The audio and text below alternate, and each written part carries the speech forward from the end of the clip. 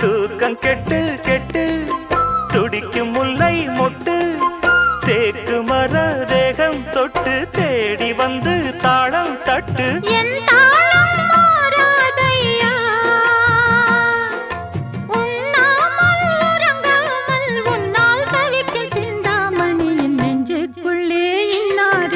சொன்னால் புரியுமா